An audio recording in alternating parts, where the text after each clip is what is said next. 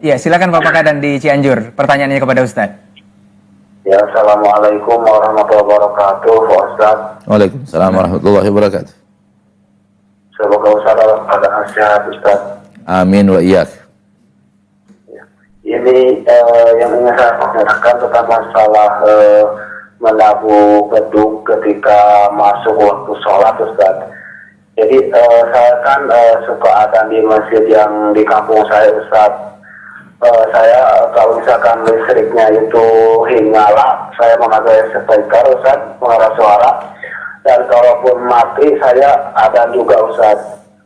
Namun kebanyakan di kampung saya kan mayoritas petani, Ustadz. Jadi ketika tengah hari itu sangat diandalkan sekali suara adzan supaya mengetahui bahwa telah tiba tengah hari, Ustadz. Jadi kadang-kadang kalau misalkan tidak ada memakai pengeras suara, jadi si petani itu linglung apakah sudah tengah hari ataupun belum, Ustadz. Dan masyarakat itu meminta kepada saya supaya ketika listrik mati itu di tabuh beduk, Ustadz, supaya kedengaran bahwa itu tanda sudah masuk tengah hari, Ustadz. Jadi para pekerja itu berhenti, Ustadz. Jadi yang ingin saya tanyakan, apakah itu dibolehkan menabuh beduk sebagai tambahan adzan, Ustadz, untuk mengisyaratkan bahwa dalam masuk ke tengah hari supaya para petani itu berhenti bekerja, Ustadz. Ya. Ya. Jadi ketika listrik mati saja, Ustadz. Jadi kalau misalkan sudah nyala, saya tidak perlu, Ustadz, untuk menabuh beduk, cukup untuk mengumandang adzan saja, Ustadz. Baik. Baik, itu saja Bapak. Ya, Ustadz, syukur jazakumullah khair. Assalamualaikum warahmatullahi wabarakatuh. Waalaikumsalam warahmatullahi wabarakatuh. Baik, Ustadz. Assalamualaikum Dari Cianjur, Ustadz. warahmatullahi wabarakatuh. Nah, saudara kita Kadan, Nah. salah seorang saudara tunanetra, barakallahu fiik, yang berasal dari negeri Cianjur. Dan Masya Allah, salah seorang kru kita juga Cianjur. Ya, jadi memang sepertinya magnet Cianjur ini besar sepertinya di hasil TV.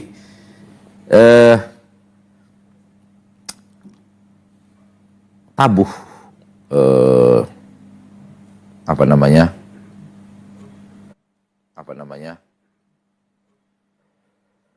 Beduk. Itu diusulkan oleh sahabat kepada Rasul. Tapi ditolak oleh Rasul kita tercinta. Tidak, kata Nabi SAW, saya tidak akan menggunakan tabuh.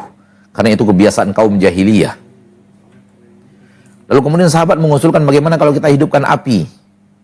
Kata Nabi, tidak, itu kebiasaan orang Majusi.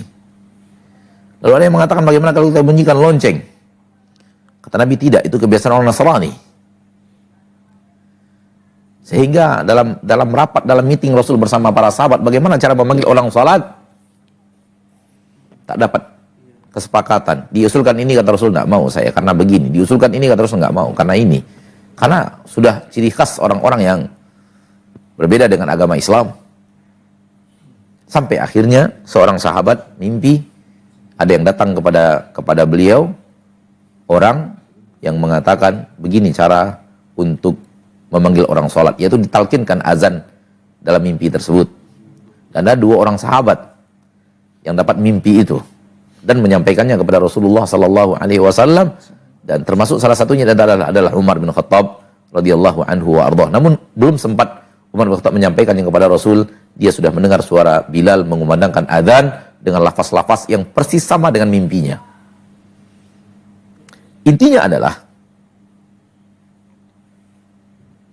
yang ditabuh itu, beduk yang ditabuh itu pernah diusulkan kepada Rasul SAW untuk dijadikan ciri masuknya waktu azan, dan Rasul menolaknya. Rasul kita Muhammad SAW, suri tauladan kita, utusan Allah, menolak tabuh beduk. Lalu sekarang kita ingin menyuarakan azan atau mengiklankan masuknya waktu dengan cara yang telah ditolak oleh Rasul Sallallahu Alaihi Wasallam. Wahai umat Islam, apakah benar apa yang kita lakukan atau salah? Nilai sendiri. Ya kalau tidak, kami tidak tahu masuk atau tidak masuknya waktu sholat. Matahari di tengah-tengah antum, matahari di atas kepala antum, kurang apa matahari? Kurang apa matahari saudaraku? Apalagi siang hari waktu zuhur. Waktu zuhur itu ditandai dengan matahari yang mulai condong ke barat. Diketahui dari bayang sudah mulai condong ke timur. Tak ada yang lebih jelas daripada itu. Tak ada suara apapun matahari, tak ada yang menghalangi matahari jam 12 siang. Maka kalau Anda mengatakan tak ada cara untuk mengetahui masuknya waktu, saya mengatakan alangkah naifnya kalian. Dari tanda yang sudah Allah buatkan untuk kalian, yang sangat teramat jelas.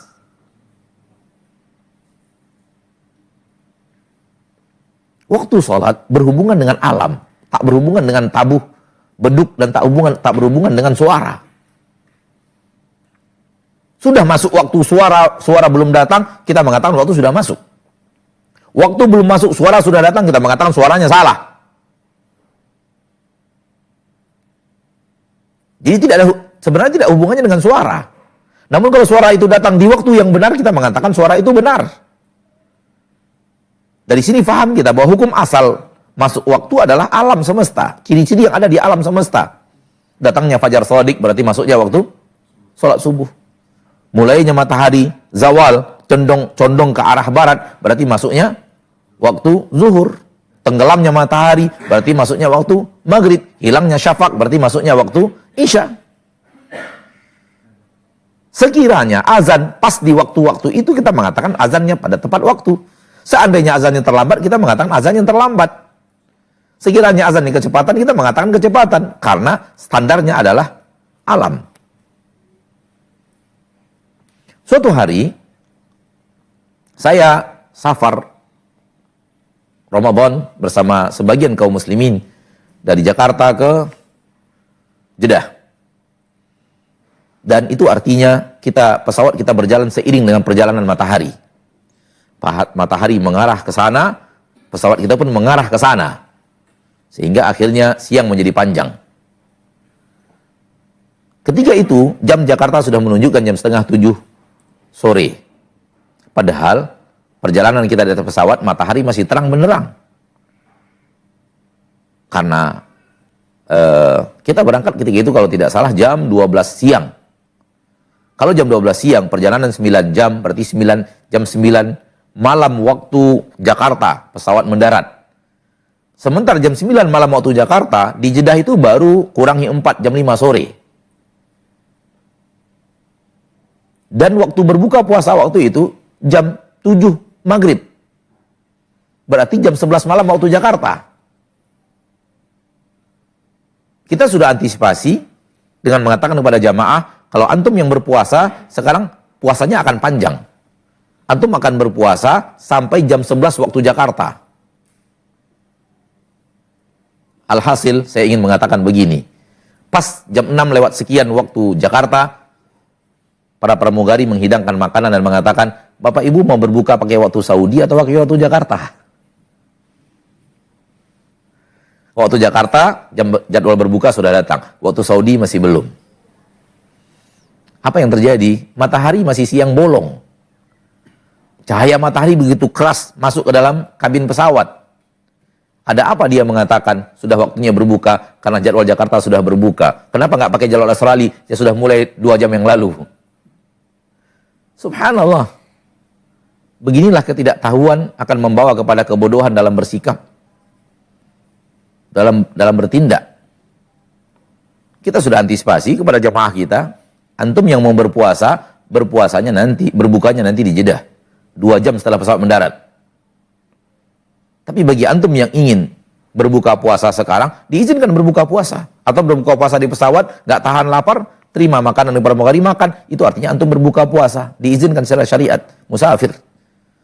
Namun kalau ingin berpuasa, berbukanya nanti di Jeddah. Itu pun setelah pesawat mendarat, 2 jam setelah pesawat mendarat. Namun yang aneh, matahari masih jelas terangnya, lalu kemudian dia mengatakan waktu berbuka puasa sudah masuk, tapi pakai waktu Jakarta.